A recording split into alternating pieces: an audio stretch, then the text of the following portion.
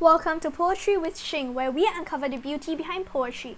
Today we'll be looking at the poem Doors Opening, Closing on Us by Marge Piercy. To begin with, I shall be reading the poem out loud. Doors opening, closing on us. Maybe there is more of the magical in the idea of a door than in the door itself. It's always a matter of going through into something else. But while some doors lead to cathedrals arching up overhead like stormy skies, and some to sumptuous auditoriums, and some to caves of nuclear monsters, most just yield a bathroom or closet. Still, the image of a door is liminal, passing from one place into another, one state to the other, boundaries and promises and threats. Inside to outside, light into dark, dark into light, cold into warm, known into strange, safe into terror, wind into stillness, silence into noise or music. We slice our life into segments by rituals, each a door to a presumed new phase. We see ourselves progressing from room to room, perhaps dragging our toys along until the last door opens and we pass, at last, into was. Alright, we're done with the poem. So, firstly, we will be addressing the question of how the poet evokes certain feelings within the poem and what are the techniques that the poet uses.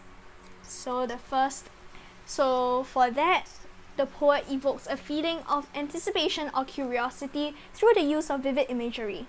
The poet describes some doors to lead to cathedrals arcing up overhead like stormy skies, and some to sumptuous auditoriums, while others lead to caves of nuclear monsters, which brings out the sense of adventure and leads the reader to imagine grand places and places which promise excitement.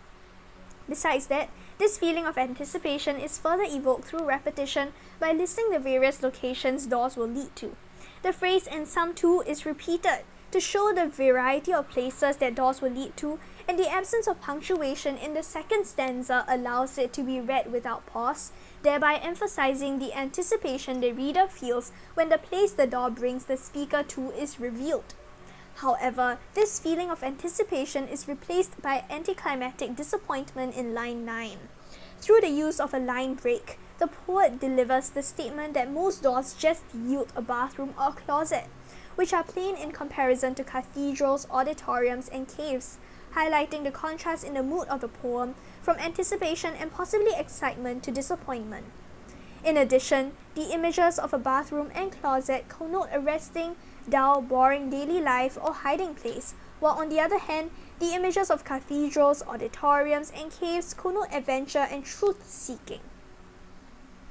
Additionally, in the idea of defining what door means in the poem, it could also be the symbolism of a divide between the old and new phase in a person's life, thereby portraying the feeling of endlessness in life through the symbolism of the door.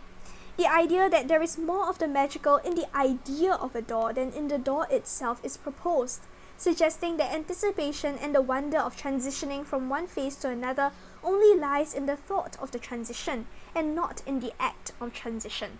The thought is always in a person's mind when he yearns for change, but when the change comes, it disappoints, and it is not the desired outcome the person had anticipated for. This feeling is constantly happening, as everyone has to transition from one phase to another in life, hence feelings of endlessness is conveyed. Furthermore, transitions are constantly happening as it's always a matter of going through into something else, showing the endlessness of transitions, and this brings with it a sense of hopelessness at the inevitability of passing through time and going into another phase of life. Now on to the second question, which is about how the poet portrays life. The poet portrays life as a series of events through metaphors. So the poet describes people as having to slice their life into segments by rituals and rites of passage, each a door to a presumed new phase. Thereby, life is compared to things that can be portioned, hence sliced. The division of life into many different parts, known as phases, makes life seem not a whole, but a sum of many parts, hence many events. These series of events also shows the transformation and transition of a person from inside to outside, light into dark, dark into light, and these foils are purposeful repetitions that convey contrast and imply the growth of a person and the transformation of a person through going through different phases of their lives. Life is also described as a chore or something that is dreaded through the use of imagery. The poet sees people progressing from room to room, perhaps dragging their toys along until the last door opens and they pass at last into was. The movement from room to room represent the transition from one phase to another in life, and the people are shown to be dragging their toys, suggesting a sense of weariness of the people and the longing of the people who hold on to their valuable belongings and childhood longings of not wanting to grow up, and in addition, attachment to things of this life because they are nostalgic of the past.